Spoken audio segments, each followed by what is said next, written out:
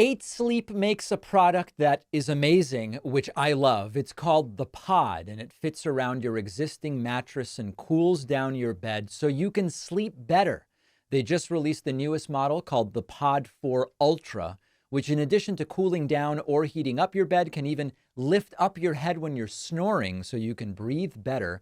It's incredible. To get $350 off, go to 8sleep.com/Pacman and use code Pacman. The link is in the description. Welcome, everybody. What a weekend. We have an extraordinary situation right now in the 2024 presidential election. There's no other way to say it. There are competing narratives for how to understand the impact of last week's very poor debate performance by President Joe Biden. And I'm going to be completely honest with you. If what you are looking for is a frenetic, feverish, and unhinged black or white perspective on what's going on, this is not the show for you. If I were doing it for the clicks, I would either be telling you it is obvious that Biden must get out right now because he can't win and anyone else could, or I would be telling you it is obvious that Biden must stay in until the end because no one else has a shot. I'm not going to give you that here, because that would be dishonest. I will be honest with you. I don't know which of the two competing narratives is right. And to some degree, it's impossible to know because all of them are based on predictions about what will happen in the future. You can't be right about a predictive statement until we've assessed the outcome in the political world, which will not happen until November. So I will give you the two competing narratives, and then you can think for yourself and tell me at info@davidpacman.com which narrative resonates more with you. But I will warn you that there is a risk. If you want to hear that one of the two competing narratives is right and the only one, you can find that comfort by tuning over to whoever, where I've already been seeing just reflexive 110% confident in one or the other narrative, telling you whichever story you want to hear. Now, the reality is that it is not that clear. The first narrative is that after Joe Biden's disastrous debate performance last week, Biden cannot possibly win. He messed up too badly. It's obvious that he just cannot do it physically. Biden should either drop out of the race or will face certain defeat in November against convicted felon and civilly liable rapist Donald Trump. On the other hand, is a different argument, which is that while Biden's debate performance was indeed terrible, it doesn't fundamentally change the race. Election forecaster Alan Lichtman is partial to that explanation, where he says that really what determines the outcomes in elections like these are not debates, but factors like incumbency, whether there are foreign wars the U.S. is engaged in, the state of the economy, and so-called other keys that Lichtman has developed. And it is true that the debate doesn't change any of that. In addition, the debate had lower viewership than debates in the 2020 election, and so even the impact of the poor performance may be smaller than many think. Maybe most importantly, Biden not doing well in the debate is not a very good reason to go and vote for a convicted felon rapist for president instead of Biden because of a bad performance. Now, the bad performance might depress turnout. We have months until the election, so we just don't even really know. So this gets to whether it makes sense to replace Joe Biden on the ticket and understand the chaos of that, but it is not an impossibility. The question I have, the only question I care about, is does it help defeat Trump to replace Biden on the ticket? The answer is not yet clear. Whatever you think about Joe Biden, somehow he has managed to maintain a strong economy, improve upon a bunch of problems in the country, repair relationships with allies that were destroyed relationships under Trump. Why would you vote Trump based on a bad debate performance by the guy who has fixed many of the things Trump broke? Additionally, it hasn't been discussed because Biden's performance has been understandably front and center, But Trump's performance at the debate was a disaster. And this is an interesting, I did borderline panic after Thursday's debate. Swing voters who were holding devices where they would go, I like what I'm hearing, I don't like what I'm hearing. Those swing voters showed that Trump's favorability plummeted in the debate every single time he opened his mouth. And so a lot has been made rightly about Biden's disastrous performance, but it has gone less discussed that Trump's performance turned voters off significantly. Now, in addition, imagine Biden does drop out. There won't be another primary, which means that the Democratic Party insiders will decide who is the nominee instead of the voters. I don't know if that's a winning strategy. I don't know whether voters who are sort of like, yeah, Biden's performance wasn't good, but Trump I really hate, and we really need someone who at least has shown that the country is stable under their leadership. All of a sudden, Democratic Party insiders pick a new candidate. Does that turn off some Democratic voters? I don't know. I'm not doing this rhetorically. I don't know. Now, one other thought I have on step aside, and maybe Biden will, maybe he will not. Calls for Trump to step aside make just as much sense. The rapist convicted felon should step aside and allow the Republican Party to nominate a more normal candidate. That's just as legitimate as Biden step aside. The difference is it doesn't seem that MAGA, which controls the Republican Party, is going to have any of that. Now, we also need to discuss the polling story, which is a factor. I believe that the only real thing that will get Biden to drop out is sustained worsening polling since the debate, in addition to family advice for him to drop out. Now, the reporting from Sunday is that the family advice so far is to continue fighting, but we will see whether that changes. And the clear consensus of just your everyday American, because remember, I'm steeped in this stuff. You're steeped in this stuff by virtue of the fact that you listen to this show, that you watch this channel on YouTube. We follow this stuff in a way that the average voter does not. The average voter seems to have come away with the impression that both candidates were bad, but for different reasons. And it's not clear that the debate swayed a significant number of them either way, particularly in the swing states that the election is likely to come down to. So I can really see both sides here. Ultimately, I have zero influence over whether Joe Biden steps aside or not. I'm going to do what I can to prevent a Trump presidency. The numbers so far don't make an awesome case that someone could step in and do better than Biden. And at the same time, the performance was very bad. And it's not a crazy thing to say that maybe there is someone who is more functionally ready to do this. Although the fact that the country has been so much better off under Biden than under Trump does certainly undercut that fear. So that's where we are right now. That's where my thoughts are. Now, in the rest of the show, we will get into some of the actual polling reaction. We will get into Biden's public reaction to the debate. We will get into Trump's public reaction. We will get into what right-wing media is saying. We're going to go to all elements of this. And first, let's go to Joe Biden's reaction to his own poor debate performance. The day after President Biden's not good debate performance, he did a rally in North Carolina where he owned up to the debate performance. Now, these are true Biden loyalists in the crowd. There was no problem filling the crowd with Biden loyalists, and they certainly seemed excited about the possibility of choosing Biden over Trump.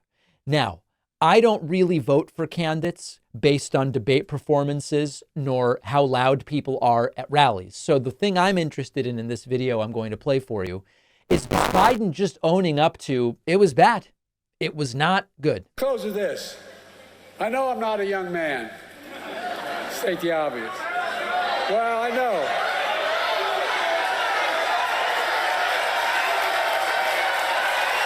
Well,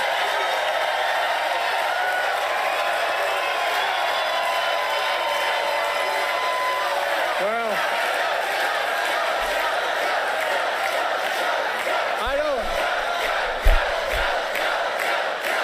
Folks, don't speak as smoothly as I used to. I don't debate as well as I used to. But I know what I do know. I know how to tell the truth.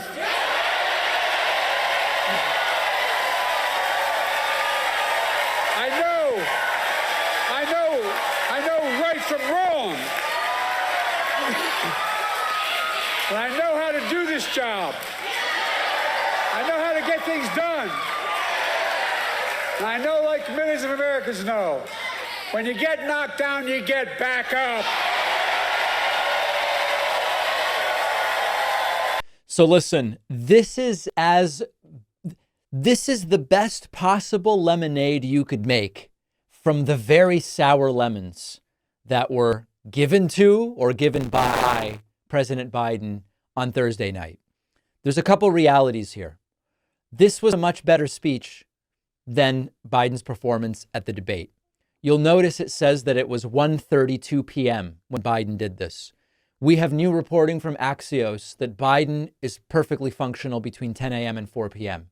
and that outside of that time, there are problems. We will get to that reporting later. What I can tell you is I don't vote for candidates to debate. I vote for them to be president. And if you hadn't watched that debate and I showed you a transcript of it, which didn't include the bumbling and the stalling and the losing of his train of thought, but it just contained the words, you would have seen a Joe Biden who mostly told the truth, accurately representing his record as president, and a Trump who lied through his teeth, sometimes 6 times in a single minute. And if I showed you the economic metrics from right now and said, whoever's president with these metrics, you think they're doing an okay job? Most people would say, yeah, they are. So the best Biden can do right now is own up to the performance, which he has done. He's tying getting back from the debate to the kind of resilience that he's shown in his personal life. And this is sort of the best that he can do. So I don't know what is going to happen over the next couple of weeks as there are conflicting pressures and increasingly conflict between Biden and some of his closest advisors on what he should be doing, and family is involved in that. And there's a whole mess that's going on. I don't know ultimately what should happen, but I will work to prevent Donald Trump from being president, work to prevent Trump from implementing Project 2025, which, as a reminder, we have a free white paper on Project 2025. It's completely free. If you want to understand what Project 2025 is and why it's so critical to prevent Trump from winning such that he's able to implement it, go to davidpakman.com/Project 2025. 15,000 people have downloaded this 12-page white paper already, completely free. I don't know where we will be a month from now. I'm completely upfront and honest with you in saying that. But as far as what Biden is doing publicly facing, given the lemons, I think this is the best possible lemonade he could be making out of it. Let me know what you think. info@davidpakman.com. I always get hot when I sleep. It's plagued me my whole life. But I found the solution, and it is 8 Sleep. Our sponsor, 8 Sleep, has released the newest model of the Pod, the incredible device that fits right over your mattress like a fitted sheet. It can cool down your bed to just 20 degrees below the room temperature, or it can heat your bed up, which can be useful in the winter or for muscle relaxation. I keep mine on the cold setting. It is a great feeling to sleep with one of these. I just wake up more refreshed, and science has shown that lowering your body temperature at night can let you sleep better and feel better the next day. And 8 Sleep's new model, the Pod 4 Ultra, has a revolutionary new feature. It can detect when you are snoring and lift your head so that you can breathe better. Pod 4 Ultra also introduces an adjustable base that fits between your mattress and your bed frame to add reading and sleeping positions. Go to 8sleep.com/Pacman. Use code Pacman to get $350 off the Pod 4 Ultra. The link is in the description. The David Pakman Show is primarily made possible by our audience through something called the membership program. You can sign up at joinpakman.com. You'll get the full David Pakman Show experience, no commercials every day, as well as our bonus show and so many other great member perks. I've said this before, I estimate that about 0.5% of our audience supports us directly, okay? That's 0.5%. It's probably even lower if you include all of our platforms, but conservatively, we're talking about 0.5%. If we could grow our direct support from 0.5% to 1%, to 1 out of 100 people supporting us directly through membership, we are completely insulated from the ups and downs of the algorithmic platforms that sometimes give and sometimes they taketh away, as we have seen many, many times. So consider signing up at joinpatron.com, and you can use the discount code SAVEDEMOCRACY24 to get a discount. All right, let's now go through a number of the different cases that can be made, whether we look at fundraising or polling or whatever else, about what happens now in this presidential race. First and foremost, the Biden campaign has seen record fundraising after the Trump debate. Now, I don't bring this to you to present some blindly utopian situation about what's going on in this presidential race. You all know I called it a disaster. 1.5 million people almost saw my immediate reaction after the debate. But I am also here to tell you the truth.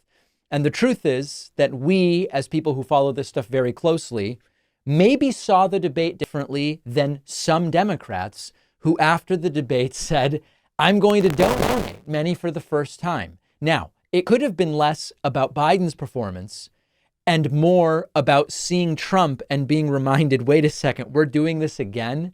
A lie a minute, more like a lie every 10 seconds from Trump? I don't want that.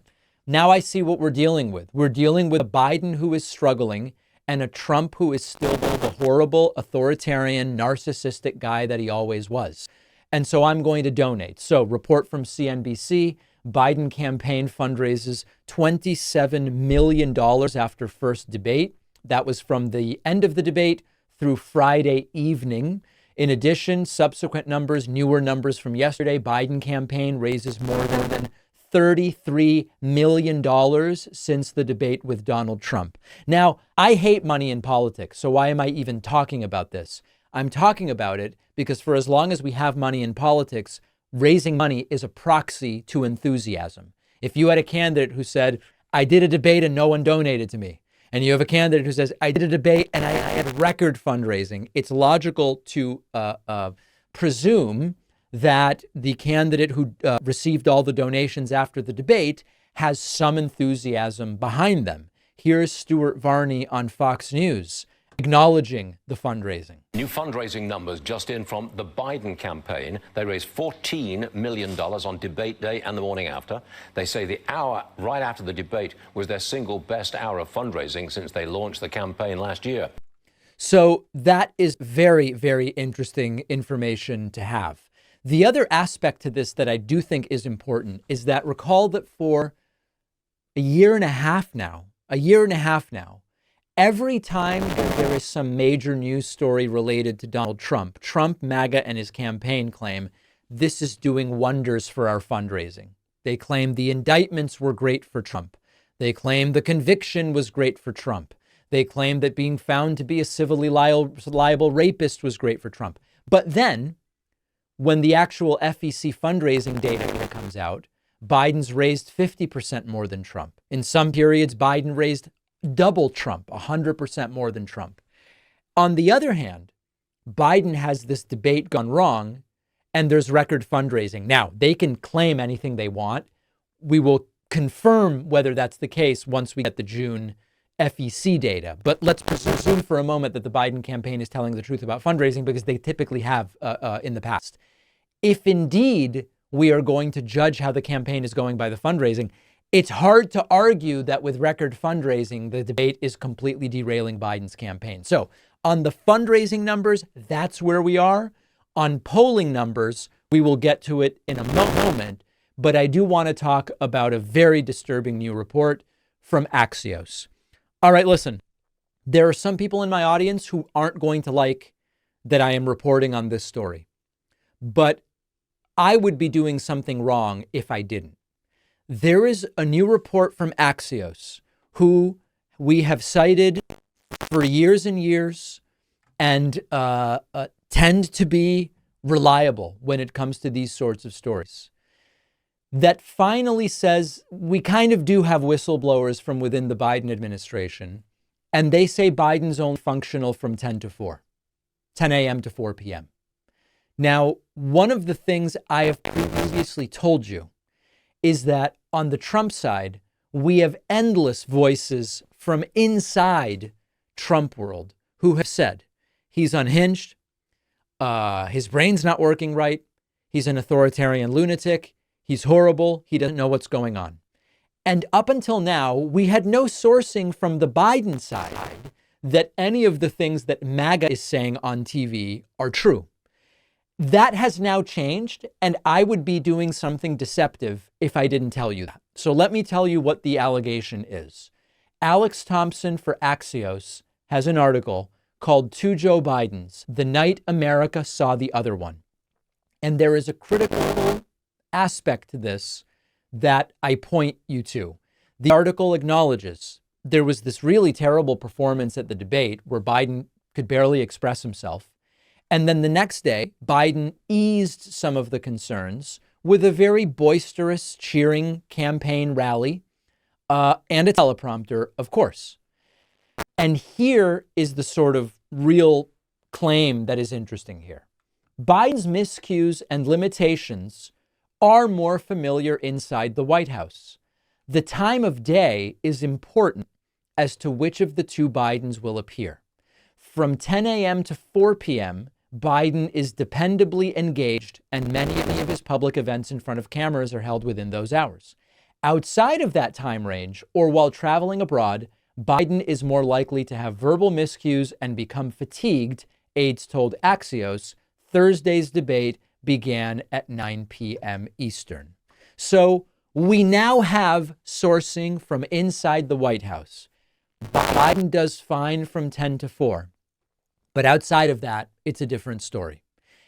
I've relayed this information to you when it comes to Trump and mental health professionals who say the nighttime events tend to go much more poorly for Donald Trump.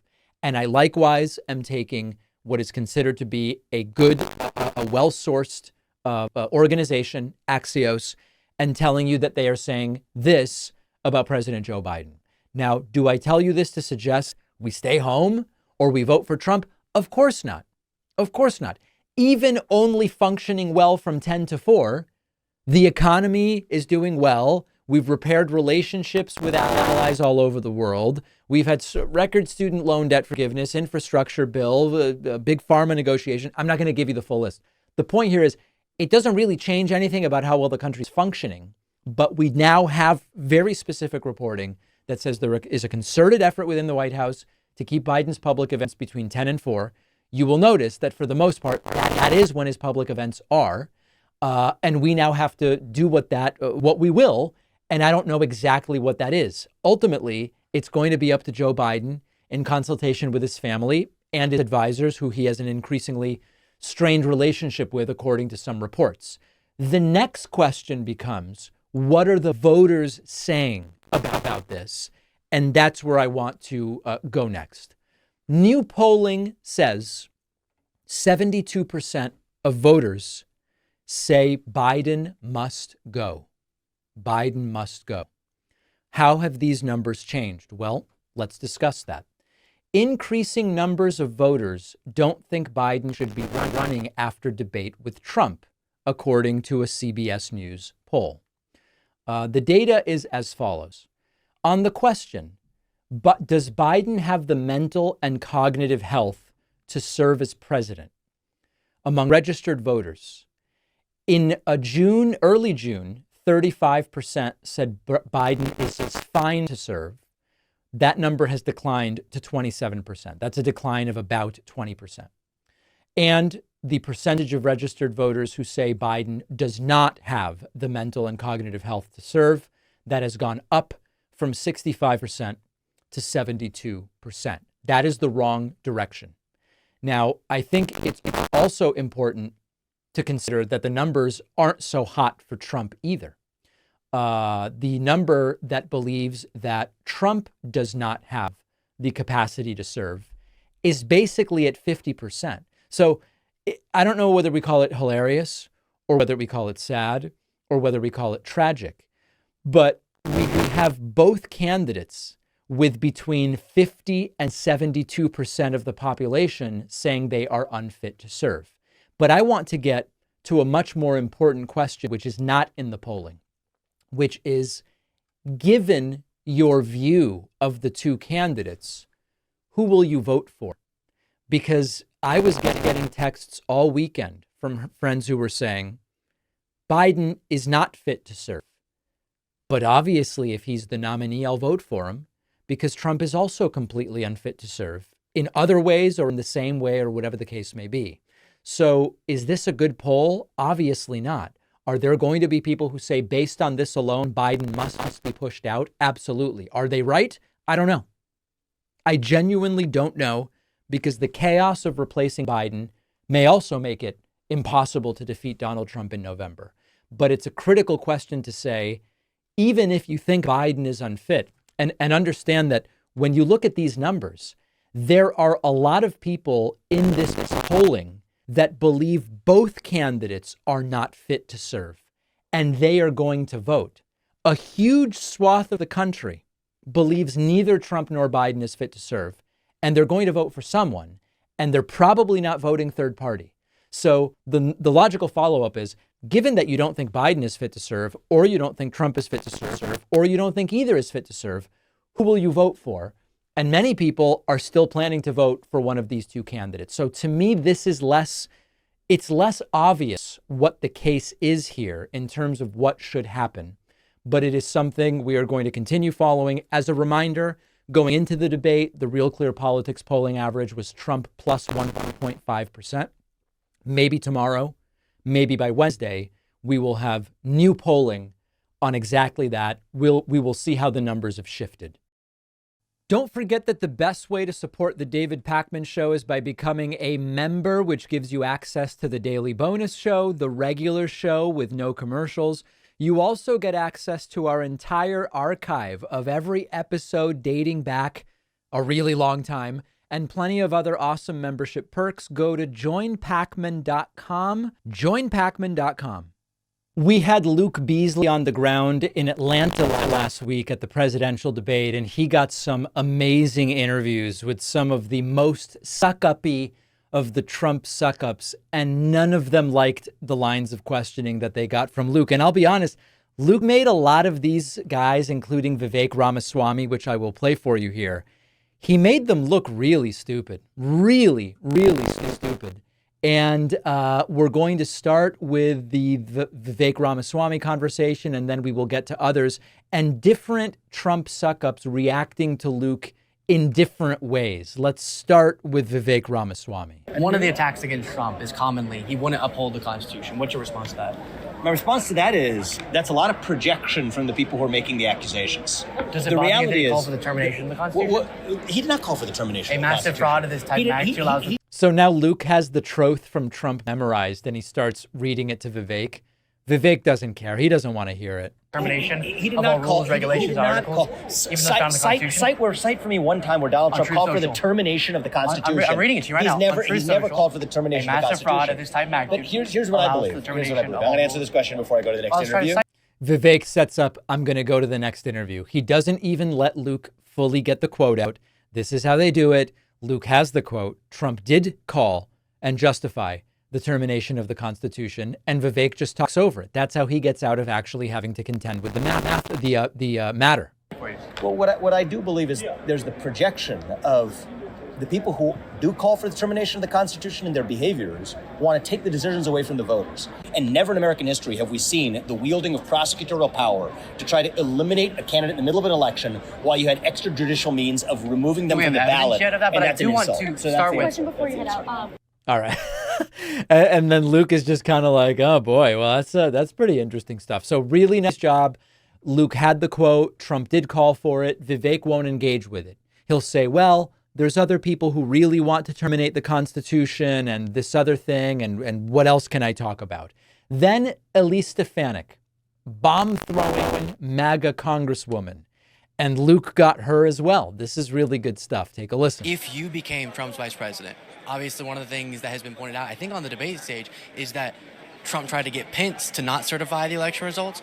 Is that something that you agree with or don't agree when it comes to Pence's decision? I stood up for the Constitution. I had concerns, and I believe that there was unconstitutional overreach in the 2020 election, as the majority of Americans agree with. Aren't courts supposed to determine that? The court, it goes to the state legislatures, and in the state of Pennsylvania, they circumvented the state legislature, I'm saying, which is unconstitutional. in terms of the constitutionality, the courts disagree with you, right? Let me answer your question. 2020, people understand that this election was unconstitutional, and they understand that the attacks on democracy are by Democrats who are illegally weaponizing the Department of Justice, the radical district attorney's office, that's a form of no evidence of that, but it sounds like you are saying that you would go along with an anti-democratic attempt to block the peaceful transfer of power. Of course you would.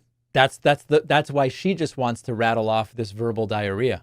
Question before is I disagree with Mike Pence's approach. I stood on the House floor and I stood up for the Constitution and election integrity. I stand by that position, and the American people, that's one of the reasons why they support Donald Trump, because he supports the Constitution. And off she goes without even saying thank you so much for speaking to me. They're all not at all happy with Luke Beasley being there. And then this may be my favorite. Luke then spoke to Byron Donalds, and I love this. Byron Donalds didn't even have the testicular fortitude to confirm Luke's credentials. As soon as he didn't like the line of questioning, some aide off screen to Byron Donalds asks Luke if he's actually even supposed to be there, which is like when you're trying to look at whether the person asking you the questions has the right slip of paper, which, by the way, Luke did, because I had I was invited to go to the debate, and we were all set up here for a stream, and it was too last minute for me. So I had my credential given to Luke. Of course he's there with credentials. There were multiple layers of security. And Luke, goes, hey, Byron can ask me if he has a question about my credentials. So take a listen to this one. One of the questions that I didn't hear an answer that was super clear from Trump on is so many people, dozens of people who left his administration, very different than Biden's administration, have said, this guy's not fit to be president. Yeah, it's right here. He can do it. Good man. So I don't know how many of you caught that. So, an aide to Byron Donald off screen asks, do you even have a credential? And Luke says, yeah, it's right here. He can do it, right? If Byron Donalds has a question as to whether Luke's supposed to be there, let Byron ask him about it. Okay, I'll move it back a few seconds so everybody can get that again. Have said, this guy's not fit to be president. Yeah, it's right here. He can do it. Good man. So how do you explain that? So many people in the room for the most important decision saying this guy can't be anywhere close to the White House. Well, first of all, let's say this. When you fire people, whether it's an administration or even out of a company, and I've noticed this in politics, political people don't think they should ever be fired, even when they're doing a bad job. A lot of times, which frustrates the American people, is political people fail and then they get promoted. And that's frankly what pisses a lot of people off. So if Donald Trump looked at people who were working for him early on and got rid of them and they have an axe to grind, I can't be concerned about that. Like Pence or all those people? Or am I going to answer? I give you a good amount of time. Let me answer. Let me get to this. He wants to, the reason they do this, he wants to run out the clock, give a single filibustering answer that's long enough that then he can go, listen, I got to move on because I've spent a lot of time with you, rather than allowing Luke follow-ups, of which there would be endless follow-ups, because Byron Donalds is just being deceptive with every single word here. It's a strategy they use. Some of them use it better than others, right? I mean, he's working to prevent Luke from getting another question. Now, will you answer the question, though? You ready? Here we go. Now, Alejandro Mayorkas is a failure. Our border is wide open. Tony Blinken is a failure. Israel is embroiled in war. Ukraine is embroiled in war. Pete Buttigieg, this dude took off for a month. Nobody even knew he was gone. You're not talking about Trump's administration officials. Are you talking or am I talking? Taking a long route to it. Bro, I know on your side, Mike Pence. Let's go with just Mike Pence. On your side, I know you guys will just use talking points, but when you get... The funny thing is, Luke asked a question. There's no... The talking points are, Luke asks Byron Donalds a question about the Trump administration, and Byron Donalds spends 70 seconds talking about Pete Buttigieg and Alejandro Mayorkas, which has nothing to do with the question. And then Byron has the audacity to go, you guys just use talking points. He's not even addressing even remotely the substance of the question. The educated answer. Be patient and let me give it to you. I want to hear Mike Pence, other administration officials, then I'm ready. You go over there, and then when you're ready to have a conversation, come see me. Yes. I'm ready. I'm here. There you go. So Byron Donald's walking away. When you don't allow them, and the truth is, this happens, when we have a member of Congress on here and they start their filibustering, if I just interrupt the way Luke beautifully did here every time and go, you're not answering the question. Wait, but what about what I asked? What about what I asked? They just end the interview. And that's exactly what Byron Donalds is doing here by walking away. Really, really nice job by Luke. And then Luke also spoke to Democratic Congresswoman Jasmine Crockett. He brought up the whole kerfuffle with Marjorie Taylor Greene. And let me play a little bit of that for you. It's also very, very interesting. Absolutely. Just quick question. I'll get screamed at by my audience if I don't ask about Marjorie Taylor Greene, but I won't give you a general basic question. Instead, I want you to explain to my viewers, what do you think, because I think it's a lot, Marjorie Taylor Greene represents about the current state of the Republican Party, about this MAGA contingent? Yeah. So here's the deal. We only have one her because, it's just hard to be that bad, to be perfectly honest. But we do know that she emulates Trump. She's like a baby Trump, right? She doesn't have policy ideas. She doesn't do anything but cause distractions. She doesn't do anything but name call and pick. And that's not what it is to be an elected official. That's what it is to be an ugly bully. And that's exactly what she is. And so if we don't think that it's okay for her, and her ratings around this country, her favorability, she's the lowest of all the Republicans, according to our numbers. So if you don't like it when Marjorie does it, you shouldn't like it when Donald does it either, because that's where she's getting her cues from. A little bit more frequently than the everyday citizen, they get to see the strong, competent, compassionate person that he is. And I think that that's what made everyone fall in love with him before. And so this is an opportunity for them to all fall in love with him again, because we know that there's only one person that can talk policy. There's only one person that has. All right. So making the case there for Biden after what at that point was a disorientingly poor performance from President Biden. So really nice job there by Luke. You can check out Luke's channel at davidpakman.com/Luke. And we got to get Luke in more of these situations because it was very, very solid stuff. All right. One of the side stories to the terrible Biden debate performance was that Trump's terrible debate performance didn't really get that much attention. And I am genuinely thrilled to see that the Trump brain story is now completely mainstream. It was not being covered extensively for a very long time, although we were covering it. Over the last month, we have seen more and more corporate media outlets start to talk about, hey, there kind of may be something wrong with Trump's brain. And now as the narrative may be, in addition to whatever happened to Joe Biden on Thursday. And fortunately, there are some media outlets that are actually talking about this. A few examples: CNN interviewing Nancy Pelosi, who said some health experts think Trump has dementia. Some of them have been on this program. We'll get to that interview in a moment. In the Pennsylvania Capital Star, a commentary from Susan Demas, who said after the debate, it's clear Trump should drop out of the race. And it makes the case that Trump's brain truly is not functioning well at all. The Daily Beast with an article, Trump's mental acuity has declined noticeably in the last 4 years. That I'll say. And an article in Common Dreams by Robert Reich. More unhinged and delusional than ever, Trump's mental state should be front page news. The growing evidence of Trump's dementia and paranoia poses a potential danger to the future of America. Absolutely the case. Here is Nancy Pelosi on CNN making this very same case. This is an opportunity for Joe Biden to go out there and show he has the stamina and the rest. And by the way, while the press, and for some reason they don't, there are healthcare professionals who think that Trump has dementia, that his connection, his thoughts do not go together. And, while he may be saying we're enablers, we see Joe Biden up close. We know how attuned he is to the issues, how informed he is. And I debate with him about legislation, and not debate, but discuss it with him. He's right there. So in any case, it was a bad night. Let's not sugarcoat that. It was a bad night. It was a great presidency. Yeah.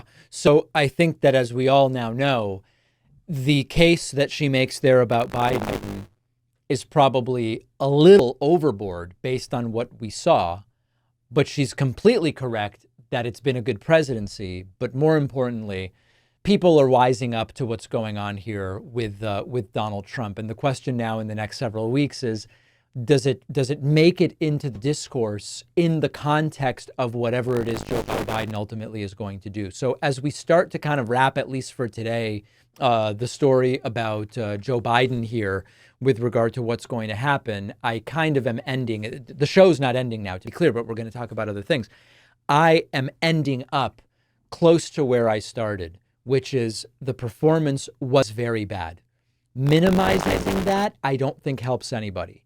It is also true that if you look at a transcript of the debate, it's a very different picture, where Biden was the only one mostly connected to reality. Biden did say some things that weren't true, but Biden was the only one mostly connected to reality with regard to the facts of the last 8 years, which roughly were the time period that came up during the debate, where Trump was completely disconnected and unhinged. And that's not something that should be forgotten either. So I don't know what the path forward is. The concern and the priority is what helps us defeat Trump.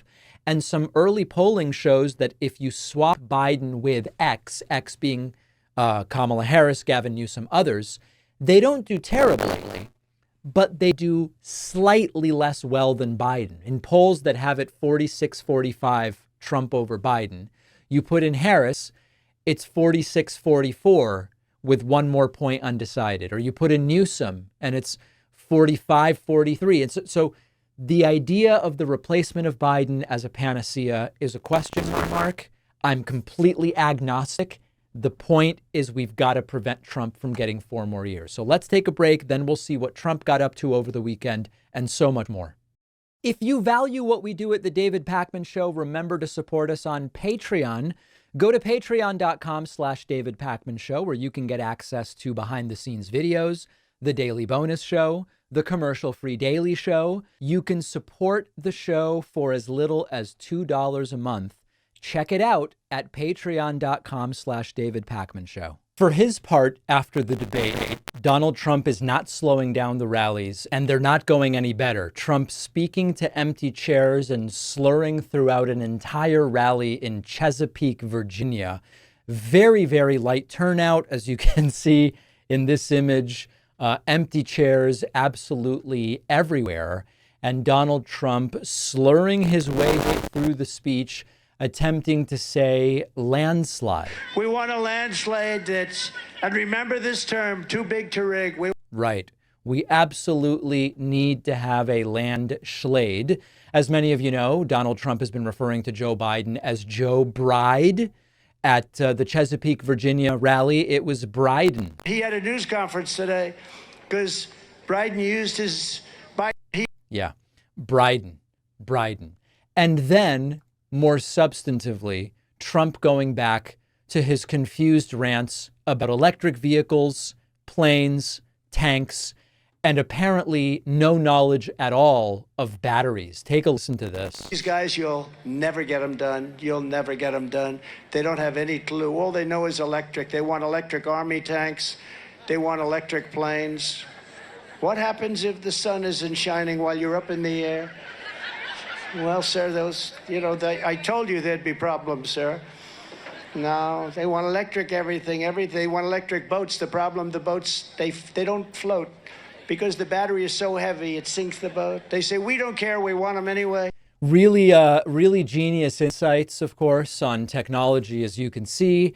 And, for all the concern about Biden's brain, Trump doesn't even seem to understand electricity and batteries. Then getting to global warming as a topic, and Trump saying global warming is nothing other than very nice warm days. That's your threat, and we don't even talk about it. We never even met. Can you imagine this guy saying global warming is the greatest threat to our country? Global warming is fine. In fact, I heard it was going to be very warm today. It's fine. It's a warm day. That's all it is when we talk about global warming. And of course, this is appealing to the lowest common denominator. It's always important to remember that when these questions about global warming come up, just because you acknowledge climate change and that human activities on Earth are having some impact on that, it doesn't presuppose or guarantee a particular solution. Not necessarily anyway. It would be, let's start with what the facts are, and then from there, we can figure out what the solution is. But these people are so scared of whatever caricature they've been told they will be subjected to if they even acknowledge human activities as having a role in climate change. I don't know if they think their SUVs will be taken away. At one point it was gas stoves. At another point it was they weren't going to be able to have a burger anymore. Whatever it is. If they start from a place of everything I like will be taken away if I acknowledge this is a real thing, that's how you get to appealing to the absolute lowest common denominator the way Trump is there. Trump rehashing the probable lie that he won't give any money to schools with vaccine mandates. And I will not give 1 penny to any school that has a vaccine mandate or a mask mandate. Now, unfortunately for public schools across the entire country, if Trump is serious, which he probably is, but doesn't even know how things work, every public school has a vaccine mandate.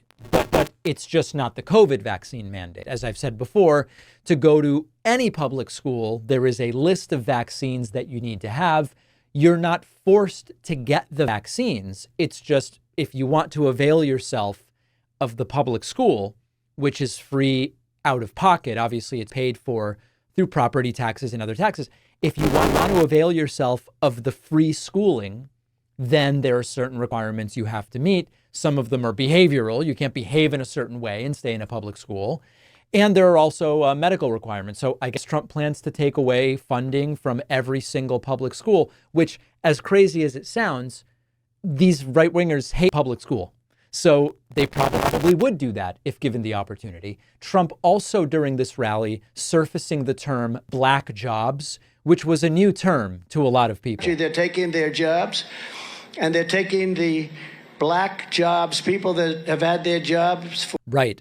They are taking black jobs. They're just straight up taking them from people. This is a guy, if you want to make the case that Biden should drop out, I'm willing to listen. As I said at the beginning of the show, maybe he should, maybe he shouldn't. I don't know what actually sets up the Democratic Party to defeat Trump. Some polling I've seen suggests one thing. Other polling I've seen suggests something different. But the case to be made that it is Trump who should drop out, making no sense at any rally, not understanding any concept, being a convicted felon, being a civilly liable rapist, having absolutely no real understanding of what the democratic institutions of this country are, mean, and were intended to do. You can make a very good case that it is Trump who should drop out. And I apologize for the other aspect of Trump that, interestingly, not a lot of Trump coverage today.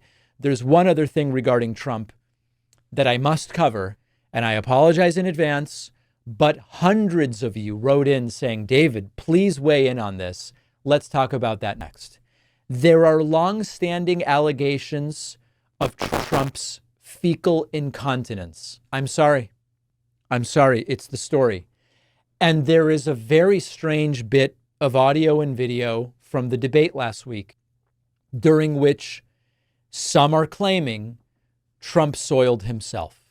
Not only is there, we have the benefit of knowing that during the debate, the opponent's microphone was off when it wasn't their turn to speak. So I'm going to play for you Trump speaking.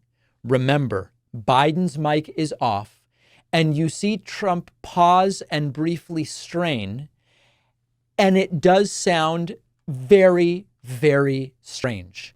Now, whether it's fecal or flatulent, I would not know for sure. We may need to bring on a gastroenterologist or a proctologist to tell us. But Trump does brace, pause briefly, and you hear something that sounds like liquid. Let's take a listen. I can't believe this. He never took them away. He can't because it's too much money. It's tremendous. And we saved our steel industries. Okay. Listen carefully. Trump pauses and sort of braces. and then it happens. He can't because it's too much money. It's tremendous. And we saved our steel industries, and he never took them away. He can't because it's too much money. It's tremendous. And we Listen, that is something. Trump either farted or soiled himself during the debate. I'm so sorry that this is where we are. I am not a professional weighing in on this. I'm like everybody else trying to figure out the world around me. I certainly cannot say with certitude that Trump soiled himself during the debate, although, as many of you may recall, comedian Noel Casler is on record as saying Trump regularly would soil himself during filming of The Apprentice. I don't know what to make of it, but that is definitely something happening in Trump's pants. He never took them away. He can't because it's too much money. It's tremendous. And we saved our steel industries, and he never took them away. He can't because it's too much money.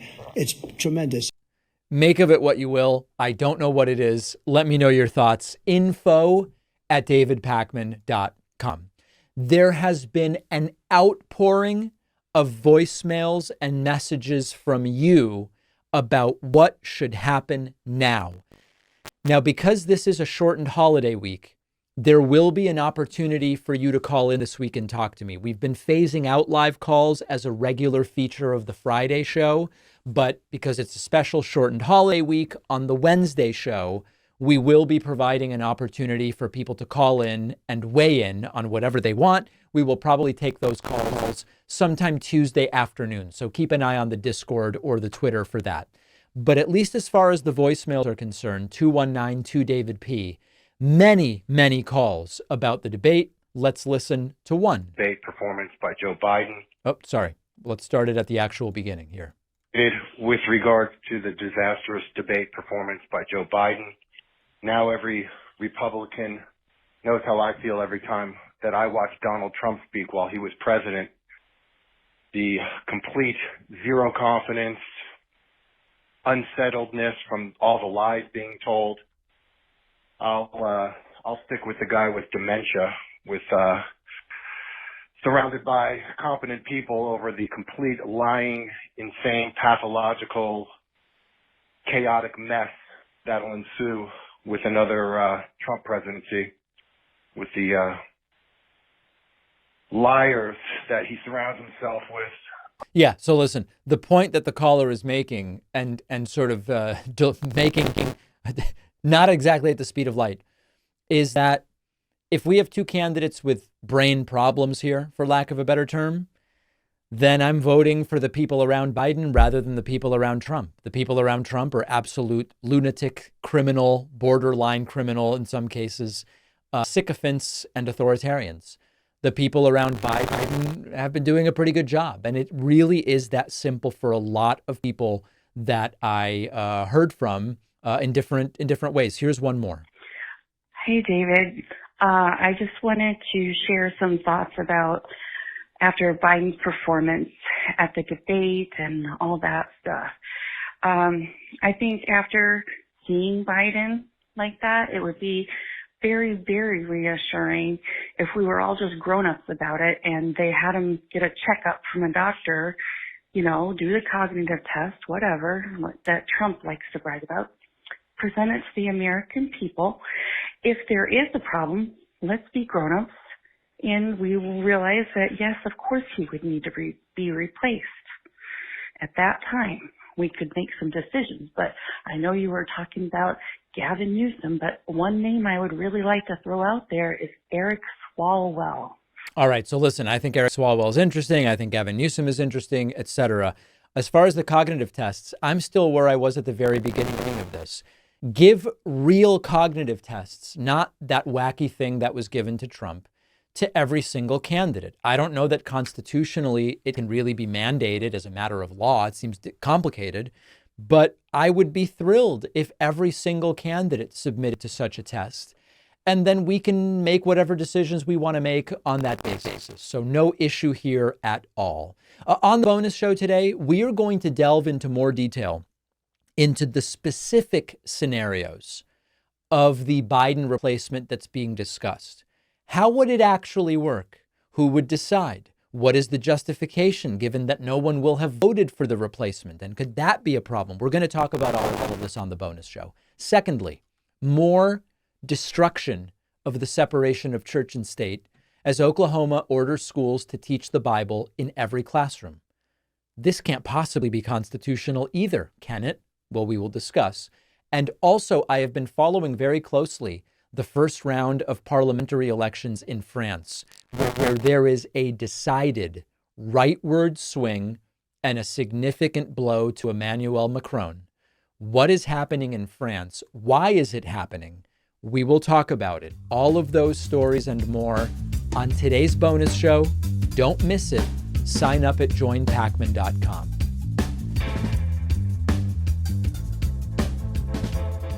Thanks a lot for watching today's show. I just want to take a second to tell you about today's sponsors. 8 Sleep makes a product that is amazing, which I love. It's called the Pod, and it fits around your existing mattress and cools down your bed so you can sleep better. They just released the newest model called the Pod 4 Ultra, which in addition to cooling down or heating up your bed, can even lift up your head when you're snoring so you can breathe better. It's incredible. To get $350 off, go to 8sleep.com/Pacman and use code Pacman. The link is in the description.